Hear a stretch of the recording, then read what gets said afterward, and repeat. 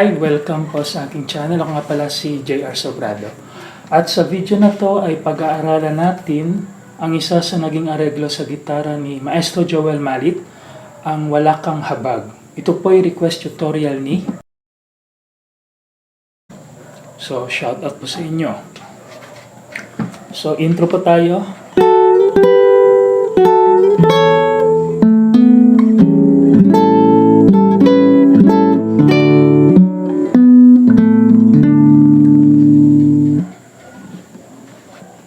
Okay, dahan-dahan. So, 7-5, 8-7, then balik na naman sa 7-5, then 10-9. Kung mapapansin niyo po, the same fingering lang po yung ginamit ko sa passage na yun, no? So, first and third finger.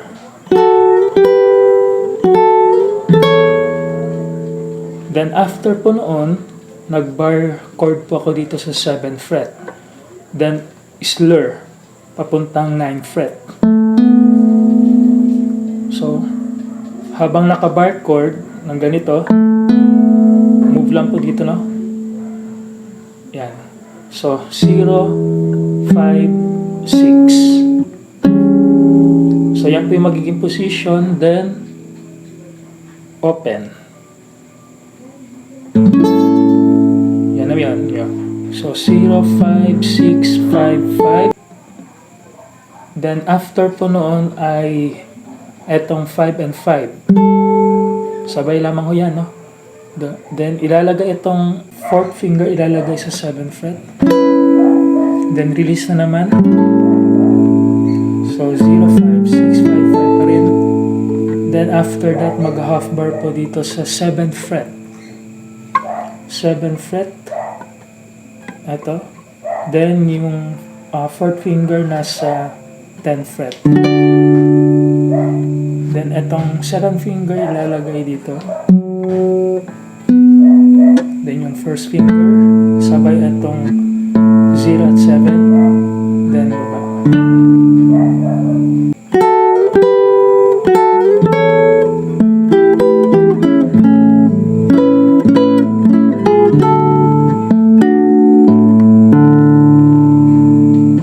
Slowly.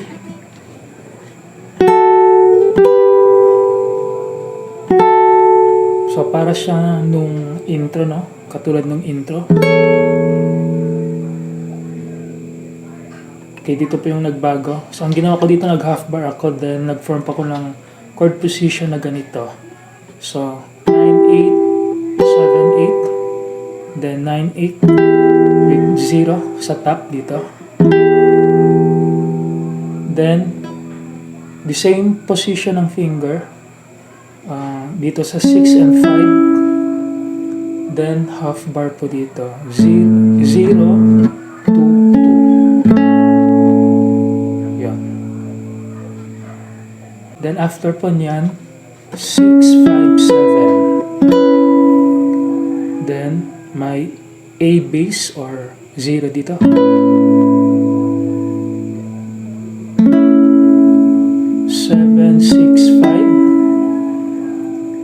Then 6-4, then move lang dito 7-5, sabay dito. Okay.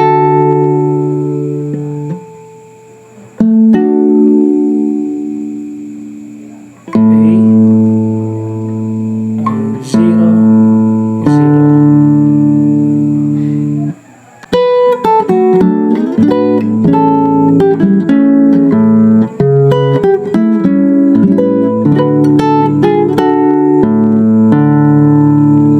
Okay, slowly again. So, 7, 5, then half bar.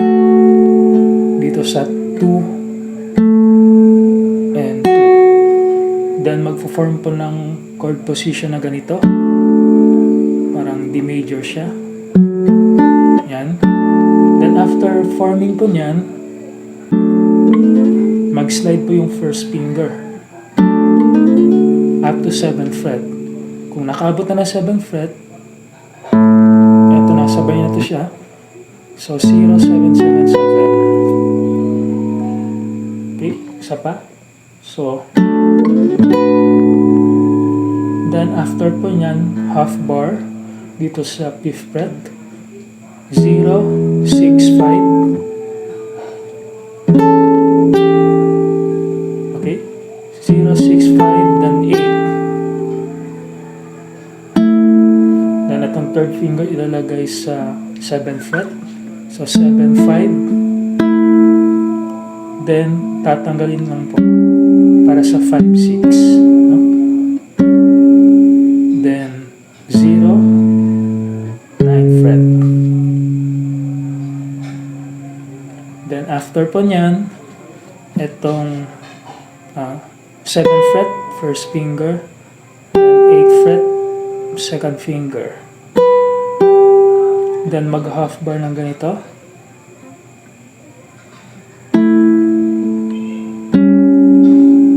So 7, 5, then 5, 6. Then after po nyan, ilalagay lamang po itong 4th finger sa 7th fret. Then ano lang po, gently brush lang po yung thumb, no? Then after po nyan, 0, 7, 7, 7. Then itong first finger nasa 5th fret, first string. Then back, no? 1 fret. Then balik na naman. 7, 7, 5. Then open 5th string, open 4th string.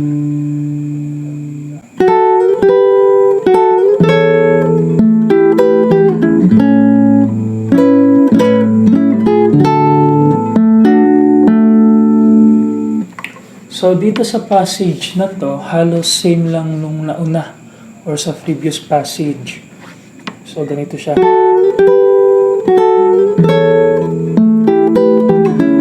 Diba halos same lang sila. Dito yung nagbago. Yan. So 7, ito 7, 7. Then balik na naman dito. Yan, yun lang yung additional. The rest are ano po, the same na po.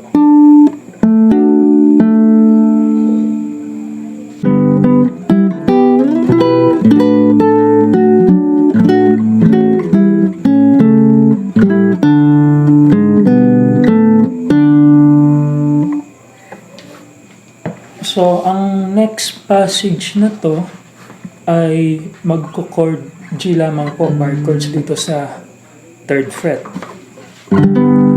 Then arpeggiated lang. Okay, so ganun po. So 3, 5, 5, 4. Then ulit lang 4. Then ang ginawa ko dito, ito yung ginamit kong fingering, pero pwede po kayong pumili ng ano yung fingering or daliri na gagamitin nyo para kumbaga masaan kayo comfortable na daliring ginagamit sa pagtugtog. Sa akin ito. Okay. 5 and 5. Then 4 and 3. Then slide to 7th fret. Ganun siya. Then bar dito sa 7th fret.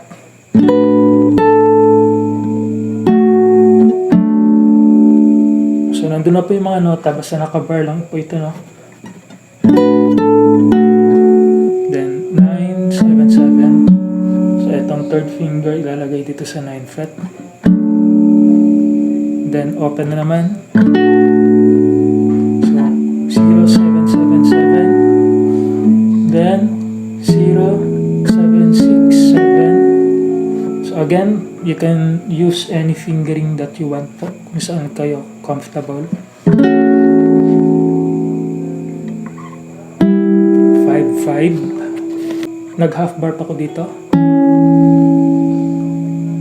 Then 4-2-2. Then so may stretch po dito, no? So 0-5-2 0-5-2-5. Then 0, then 3. Then 4 and 1, 2 and 5, 0 and 2. Yan.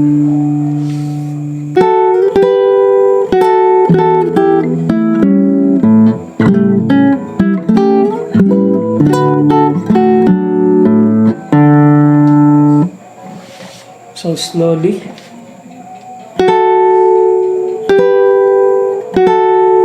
So halos the same passage lang po, no? Then eto na 0-7-5. Then nag half bar pa ko dito. So 7-5-6-5. Then open. Then mag-form po lang ganitong chord. So 5-4-5-2. Then 5. Nag half bar pa ko dito. 2-2-3. Slide to ano po, F flat half bar. So 0-5-6-5-7. Then so 0-7-7-7. So tanggalin naman po itong next is tanggalin naman po itong pinky. So 7-5, then half bar, then 4-2-3. Then open A or 5th string, open D or 4th string.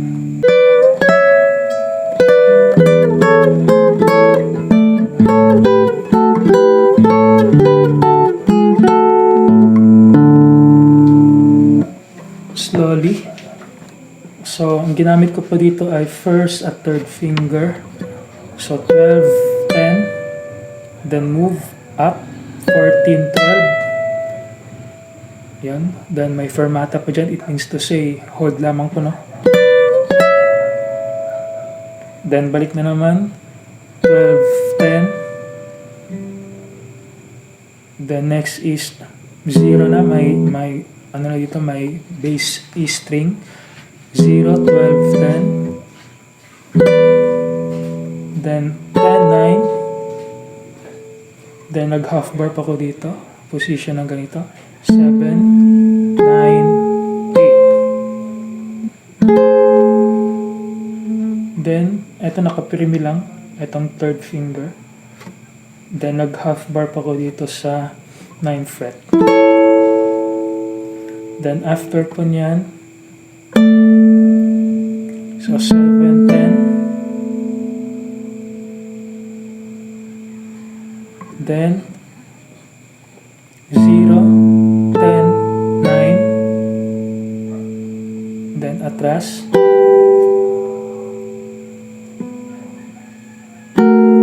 7, 7, 6. Then 9, 8, 7.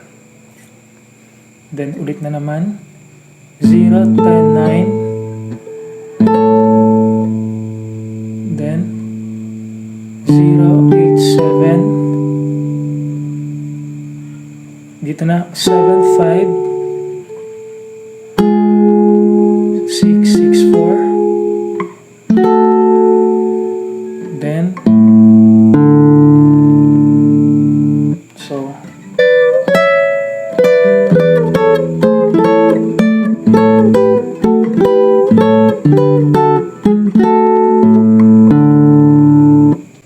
next ay parang naulit lamang po yung passage, no? Ganito po.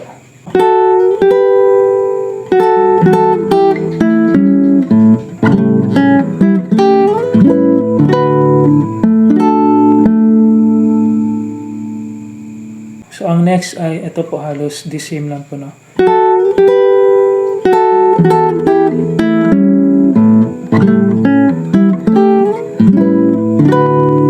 So dito po yung may changes.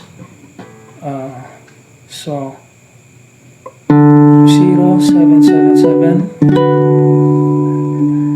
Then taas lang 7, 7, 7. Then ilagay itong first finger sa 5th fret.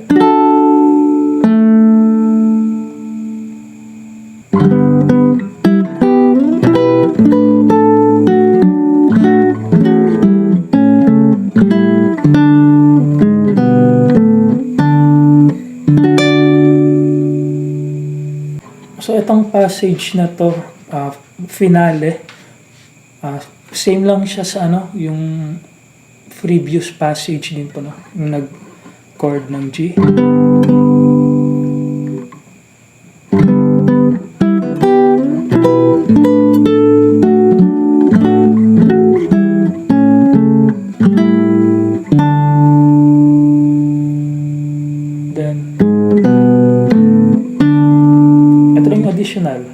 Punta lang kayo sa 7th fret, half bar, then yung pinky nasa 10th fret.